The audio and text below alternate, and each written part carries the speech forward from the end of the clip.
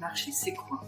C'est le fait de découper, découper le marché en fait en groupes de consommateurs avec des comportements d'achat similaires et des besoins en fait similaires également. Alors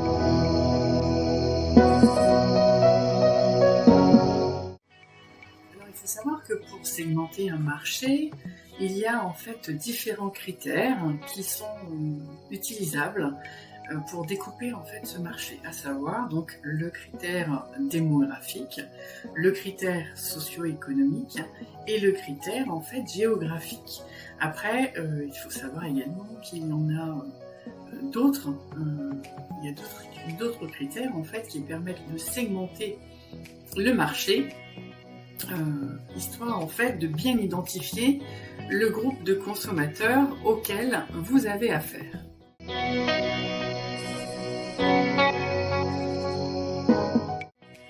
L'exemple que nous vous proposons de segmentation de marché ici concerne le marché du chocolat. Alors, du chocolat en tablette plus précisément. Là où il y a segmentation de marché, c'est qu'on va différencier donc le chocolat en tablette dite à déguster, le chocolat en tablette de pâtissier, le chocolat donc, en tablette à cuire et les autres chocolats. Donc c'est un exemple en fait assez probant qui vous permet de voir que finalement le marché du chocolat en tablette est relativement vaste et ne correspond pas forcément en fait à tout groupe de consommateurs. Donc il est important de segmenter. Donc vous avez le grand marché qui est le marché en fait du chocolat.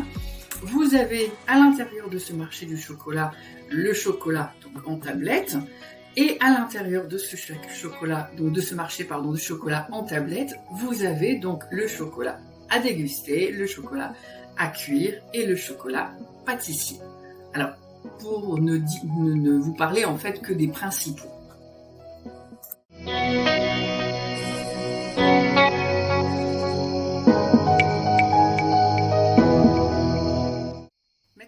Découvrir ici qu'il existe plusieurs stratégies pour segmenter son marché.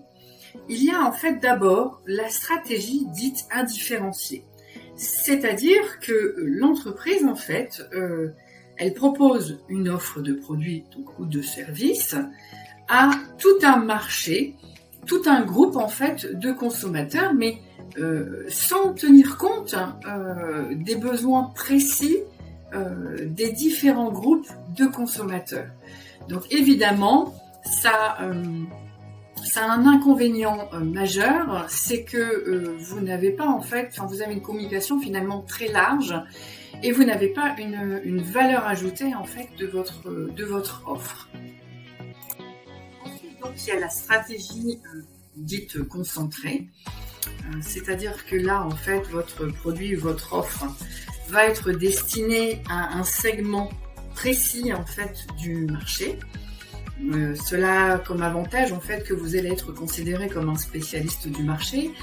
L'inconvénient est que si votre marché est déjà en fait réduit à la base et qu'il venait éventuellement en fait à se restreindre à l'avenir, ce serait dangereux économiquement pour l'entreprise.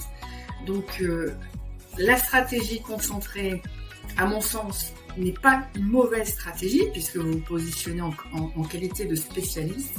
Néanmoins, attention à ce que votre marché ne soit pas trop restreint. Donc, à veiller à ça au moment où vous mettez en place votre stratégie. Et ensuite, il y a la stratégie en fait dite différenciée, qui est là en fait que vous allez finalement adresser un produit ou un service pour chaque segment du marché. Alors, évidemment, du coup, vous parlez spécifiquement, vous répondez spécifiquement donc aux besoins de chaque segment, chaque groupe de consommateurs.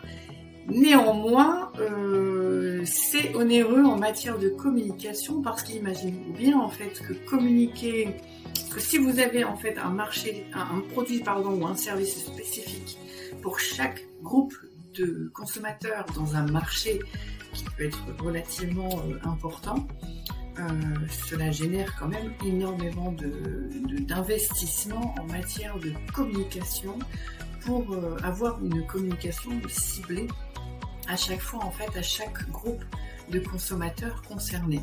Donc ça a l'avantage évidemment parce que là vous êtes vraiment vous proposez vraiment une valeur ajoutée, vous parlez en fait, c'est-à-dire que votre produit ou votre service en fait correspond précisément à un groupe.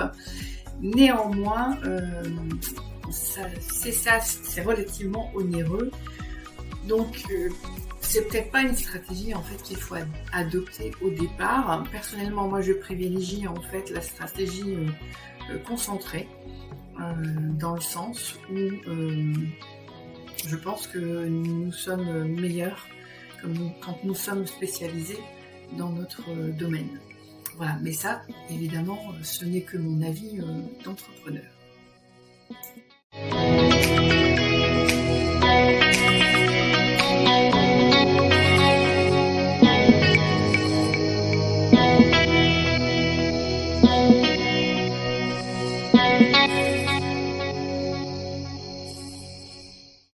Pourquoi est-il si important de segmenter son marché? C'est simplement en fait pour la réussite de votre entreprise.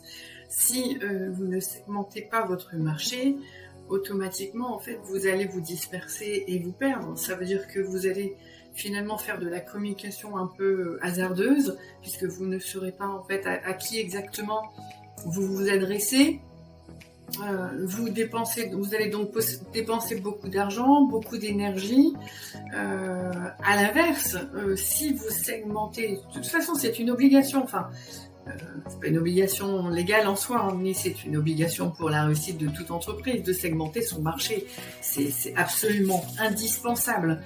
Nous verrons d'ailleurs dans une prochaine vidéo en fait ce qu'on appelle le cœur de cible. Là c'est pareil, c'est indispensable d'identifier son cœur de cible. Donc segmenter son marché en fait, c'est la réussite de votre entreprise, c'est indéniable. Pourquoi? Parce que évidemment ça améliore votre compétitivité en fait sur le marché, puisque à partir du moment où en effet vous connaissez bien votre produit ou votre service et que vous connaissez bien le groupe de consommateurs auquel vous vous adressez, forcément en fait vous améliorez votre compétitivité. Ensuite, forcément vous avez une meilleure communication à destination en fait du groupe ou des groupes, si vous choisissez un ou deux segments de groupes de consommateurs. Vous fidélisez donc vos clients.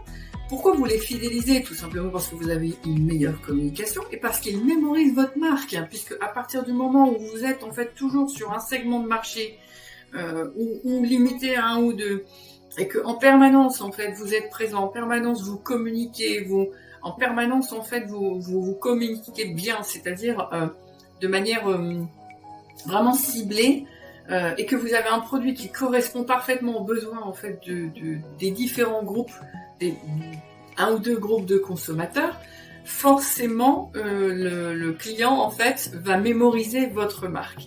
Et donc ça c'est vraiment indispensable. Alors évidemment, au-delà de ça, l'objectif,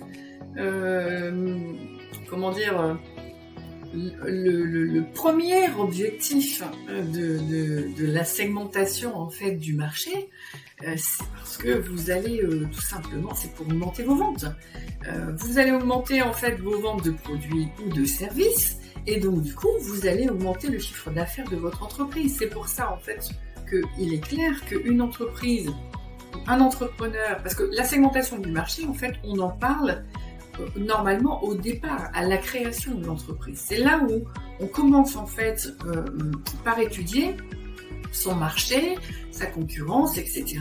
Et on définit en fait son positionnement, son premier positionnement sur le marché. Ensuite, on réfléchit, et ce sera l'objet en fait de la prochaine vidéo, à savoir qui est son client. Vous avez besoin en fait de savoir qui est votre client pour pouvoir en effet savoir comment parler de votre produit qui correspond à votre client. Donc c'est absolument en fait indéniable que de segmenter son marché dans l'objectif tout simplement d'augmenter également en fait votre chiffre d'affaires. D'ailleurs, d'avoir ne serait-ce que du chiffre d'affaires, parce que n'importe quel client, mettez-vous à leur place, vous êtes client vous-même, n'importe quel client, si c'est un domaine en fait particulièrement pointu où on va beaucoup plus acheter auprès d'une entreprise en fait qui connaît son domaine d'activité, qui connaît son produit, qui connaît son service, et qui fait que en plus son produit et son service évidemment, enfin d'ailleurs avant en fait de bien le connaître, il doit correspondre parfaitement évidemment à son groupe de consommateurs. Mais le client en fait va d'autant plus venir vous acheter à partir du moment où vous connaissez votre produit. Donc alors évidemment il ne faut pas devenir un technicien, mais le client recherche un savoir-faire. Voilà, peu importe le domaine dans lequel vous êtes, le client recherche un savoir-faire. Donc par conséquent, je prends l'exemple juste de l'habillement enfant. Là, on a des enfants en fait qui se salissent, qui jouent, qui se mettent par terre, etc., qui jouent au foot, voilà, qui mangent des gâteaux, qui se salissent. On a besoin en fait de vêtements. Les mamans ont besoin en fait de vêtements, certes très jolis, mais également en fait pratiques pour lessiver, etc. Donc vous voyez, c'est à la fois donc un produit en fait qui correspond à un besoin spécifique, mais également on va le chercher ce produit chez une enseigne en fait qui connaît son métier, qui connaît son secteur d'activité et donc forcément qui connaît ses clients. Donc voilà, c'est absolument indispensable. Si vous voulez en effet que votre entreprise réussisse, c'est là le premier travail à effectuer, indispensable. À partir de ça, en fait, beaucoup de choses découlent.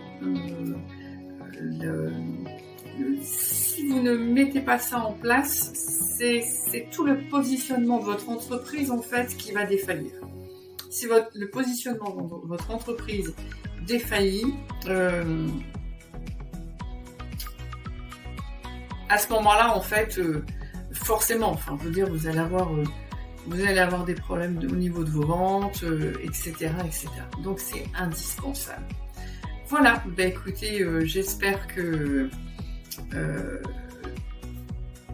qu'en fait, la notion expliquée vous a plu, vous a intéressé. N'hésitez pas à nous poser des questions si toutefois en effet vous en avez. Voilà, nous restons disponibles. Et je vous rappelle, notre page gestion d'avenir pro Bénin. Il faut y aller absolument si vous voulez en effet suivre toutes nos actualités, nos multiples vidéos, enfin nos différentes vidéos, que ce soit en gestion financière, en marketing, en vente, etc., etc. Voilà, bah écoutez, à très bientôt.